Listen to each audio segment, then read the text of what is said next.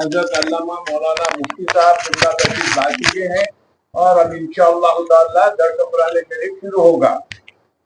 Mic کسی کو دیا تھا، میں دور کی مجلس میں لانا یاد نہیں رہا، تو آپ لوگوں سے گزارش ہے کہ جو سامنے کے چیئرس ہے اس پہ بیٹھ جائیے۔ اسپیکر کام نہیں کر رہا، مائک پہ اسپیکر ہے تو سامنے آ جائیے۔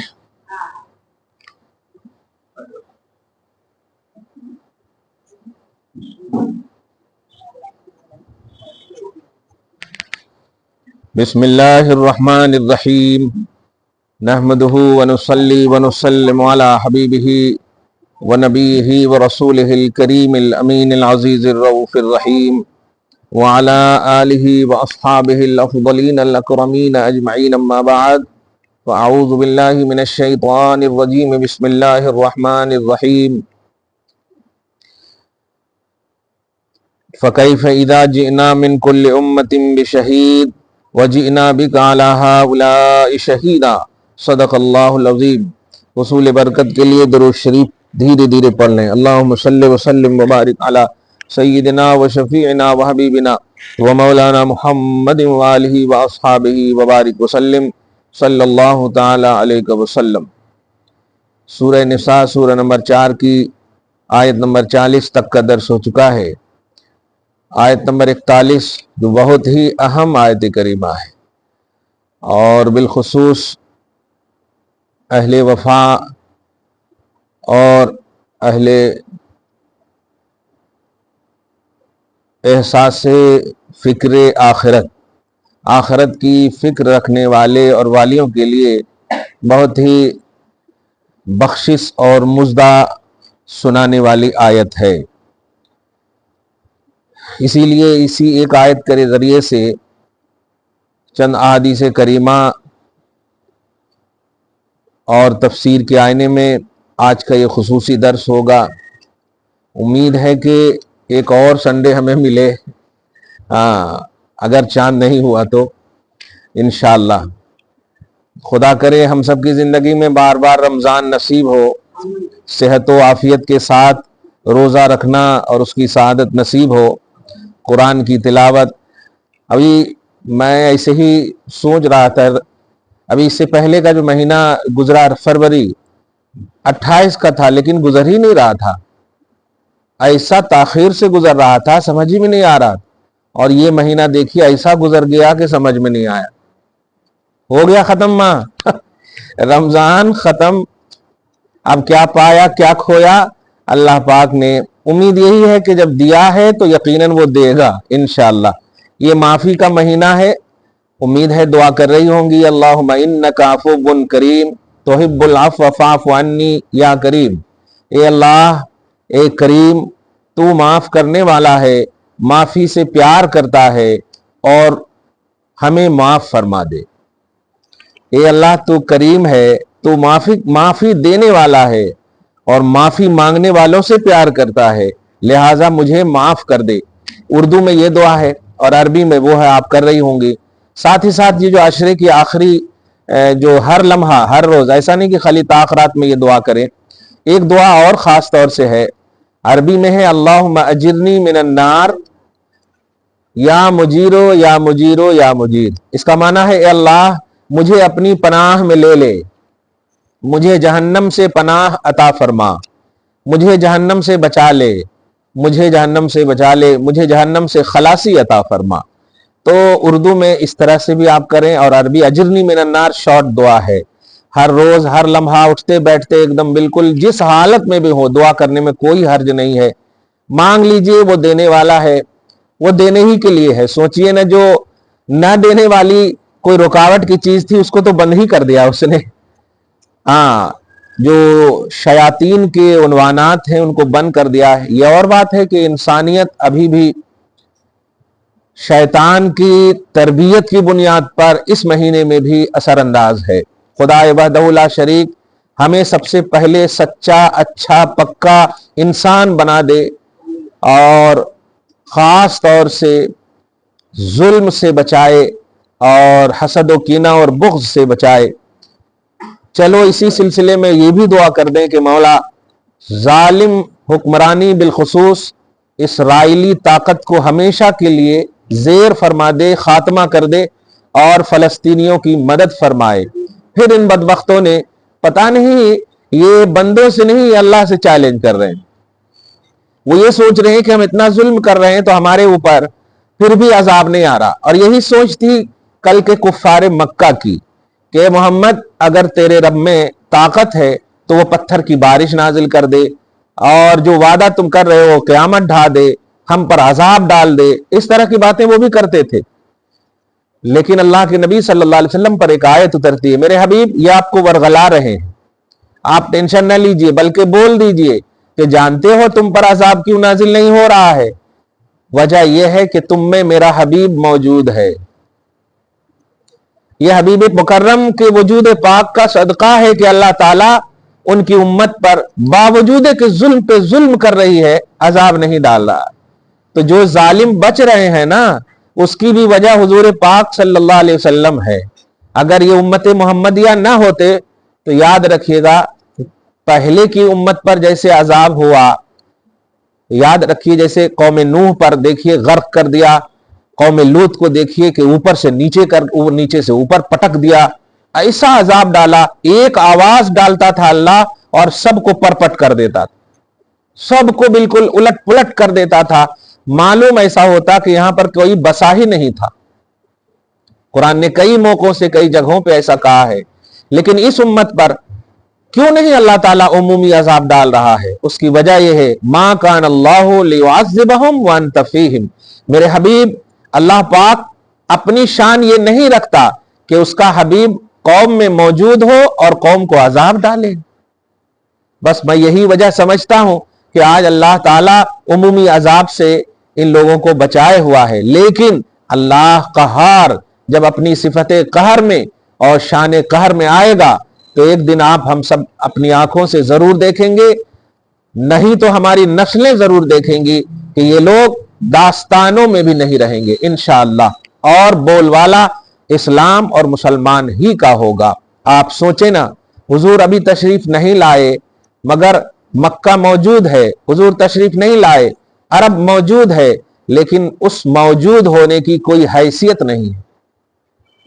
جب حضور پیدا نہیں ہوئے تھے مکہ میں تو پیدائش سے پہلے اللہ تعالیٰ نے اس مکہ کو کوئی حیثیت نہیں دیا تھا، سلیکٹ کر لیا تھا مکہ کو پوائنٹ آف ورلڈ ہونے کی وجہ سے، لیکن کوئی حیثیت نہیں، کوئی عظمت نہیں، کوئی وقار نہیں۔ ورنہ آپ سوچیں نا حضور کے آنے سے پہلے کیا ہو رہا تھا؟ زندہ بچیوں کو، آج تو ہم چلتے پھرتے 2 سال 5 سال کے بچوں کو ملبے میں دبتے ہوئے دیکھ رہے ہیں تو ہمارا سینہ چھلنی ہو جاتا ہے، لیکن سوچیں وہ عرب جب حضور کے آنے سے پہلے بچیاں پیدا ہوتی تھی تو باپ خود جا کر کے زندہ قبر میں دفن کر دیتا تھا۔ قرآن کہتا وَإِذَا الْمَوْءُودَةُ سُئِلَتْ، وہ بچیاں پوچھی جائیں گی کہ بچیاں بتاؤ بِأَيِّ ذَنبٍ قُتِلَتْ، کس گناہ کی بنیاد پر تمہیں مارا گیا؟ تم کو میں نے تو نہیں مارا، تمہارے باپ نے کیوں مارا؟ یہ سوال کیا جائے گا کل میدان محشر میں۔ ایسا ہوتا تھا، ایک دن کے جھگڑے سے صدیوں وہ جھگڑا قائم رہتا تھا، یہاں تک کہ نسل در نسل جھگڑا رہتا تھا۔ قرآن کہتا ہے کنتم علی شفا حفرۃ من النار فانقذکم منہا، ارے تم تو ہلاکت کے دہانے پر تھی، میرے حبیب کی آمد نے تمہیں بچا لیا۔ حضور آئے، وہ جھگڑے بھی ختم ہوئے، سب سے بڑی عزت عورتوں کو دی، جہاں گھر میں بچیاں پیدا ہو جائے تو رحمت کا مژدہ سنایا، جہاں عورتوں کا وجود ہو جائے ماں بن جائے تو جنت کا مژدہ سنایا، یہ مقام عطا فرمایا۔ جو عورت بیاہ کر دوسرے گھر چلی جائے تو شوہر کے لیے آدھے ایمان کی تکمیل کا راز بتایا۔ اتنا بڑا سمان عورت کو دیا میرے آقا صلی اللہ علیہ وسلم نے۔ کہنا یہ ہے کہ حضور جب نہیں آئے تھے تو عرب جیسی سرزمین لہو لہان تھی، برائیوں میں، ظلم میں، قتل و غارت گری میں۔ آج آپ ہم سب ان پس منظر کو دھیان میں رکھتے ہوئے فلسطینیوں کا ملاحظہ کریں، یہ یاد رکھیں کہ اللہ تعالیٰ کبھی بھی ظالموں کو اس وقت تک مسلط نہیں کرتا جب تک کہ مظلوموں میں برائیاں نہ آ جائیں۔ یہ بات یاد رکھیے گا، برائیاں نہ آ جائے۔ اس لیے آپ ہم سب بھی سترک رہیں, باخبر رہیں اور عبرت بھی پکڑیں. دعا ضرور کریں کہ اللہ تعالیٰ اس مبارک سرزمین کی برکتوں سے ان سب کی مدد اور حفاظت فرمائے. لیکن نصیحت و عبرت کے ساتھ ساتھ اپنی زندگی کاٹیں اور یہ دعا کریں کہ اللہ تیرا احسان ہے, تیرا احسان اور تیرا شکر ہے, مگر مولا جہاں تکلیف اور پریشانیاں ہیں اسے بھی حبیب کے صدقے میں دور فرما. یاد رکھیے میں اصل یہ بتانے جا رہا تھا, نبی آئے تو اللہ تعالیٰ نے عرب اور اسی مکہ کی سرزمین کے حوالے سے فرمایا لا اقسم بہذا البلد وانت حل بہذا البلد. حبیب اب اس شہر کی قسم یاد کرتا ہوں, اب یہ شہر بن گیا ہے. وجہ اس لیے کہ آپ آ گئے ہیں. حضور کے آنے کی وجہ سے اب اللہ پاک کی نگاہ میں اس کی عظمت ہو گئی. تو اب اسی تصور میں آپ جائیے فلسطین کی سرزمین. یہ معراج کا سما ہے. سبحان الذی اسری بعبدہ لیلا من المسجد الحرام الی المسجد الاقصی. پاک ہے وہ ذات جو اپنے اس عظیم بندے کو مسجد حرام سے مسجد اقصی لے گئی. تو اللہ تعالیٰ نے حبیب کے قدم کو مسجد اقصی میں بھی رکھا. تو اب اسی تصور میں اے اللہ جس قدم کی وجہ سے پورے عرب کو عزت بخشی ہے, اسی مبارک قدم کی وجہ سے جو فلسطین کی سرزمین پر پڑے ہیں, مولا فلسطینیوں کی مدد فرما, وہاں کے لوگوں کو عزت عطا فرما. اس پیمانے سے اللہ کی رحمت کو جھنجھوڑیے, آپ باب اجابت کو ٹکرائیے, تو انشاءاللہ اللہ تعالیٰ ضرور فلسطینیوں کی مدد کرے گا. اور جن ظالموں نے یہ میزائل داغے ہیں الٹا ان کے اوپر آئے گا انشاءاللہ تعالیٰ. پیمانہ ہمارا صحیح ہونا چاہیے. اللہ تعالیٰ آپ کو ہم سب کو دعاؤں میں تاثیر نصیب فرمائے, اور جن کی دعائیں قبول کرتا ہے اللہ, ان مقبول بندوں کی دعائیں مقبول کے صدقہ طفیل میں ہم سب کی بھی دعائیں قبول فرمائے. ہمارے گناہوں کو معاف کرتے ہوئے ہمارے جہنم سے نجات کا پروانہ ہم سب کو عطا فرمائے. اور جو بھی برکات اس عشرے میں رکھے ہیں مولا تعالیٰ ہم سب کو نصیب فرمائے. بالخصوص جو تلاش رہی ہیں شب قدر, انہیں ڈھونڈنے کے ساتھ ساتھ قدر کی مکمل طور پر قدر نصیب فرمائے. ڈھونڈنے والوں کو خدا مل جاتا ہے, شب قدر کیسے نہیں ملے گی, لیکن ڈھونڈیں آپ. میں نے جمعہ میں وہ جملہ کہہ دیا ہے, دوہرا رہا ہوں کہ آپ عید کے کپڑے نہ ڈھونڈیں, آپ شب قدر ڈھونڈیں. کیونکہ عید کے کپڑے ڈھونڈنے نہیں کہا ہے نبی نے. نبی کے حدیث کے الفاظ یا تشریحات آئینہ تو یہ ہے کہ انما العید لمن خاف الوعید لیس العید لمن لبس الجدید. کہ عید اس کی نہیں ہے جو نیا کپڑا پہنے, عید اس کی ہے جو خدا کی وعید سے ڈر رہی ہو. خدا کی وعید سے ڈرے, اس کے لیے عید ہے. یعنی اگر آپ اللہ کی رحمت اور خدا کے خوف لے کر کے عید میں داخل, اچھا بڑا آ گیا ہے, ہو سکتا ہے مطلب سنڈے نہ ملے, تو میں ایک جملہ اس سلسلے میں ایک جملہ اور کہہ دوں کہ عید جو ہے یہ در حقیقت صحیح میں ہم لوگ جو ہے ایک انجوائے اور فیسٹیول کی طرح یوز کرتے ہیں. نہیں ماں, انجوائے کا دن ہے, فیسٹیول ہے, تقریب ہے, لیکن کس بنیاد پر؟ وہ ہے پورے رمضان میں جو آپ نے مزدوری کی ہے, اس مزدوری کا بدلہ لینے کی وجہ سے خوشی کا ہے وہ مقام.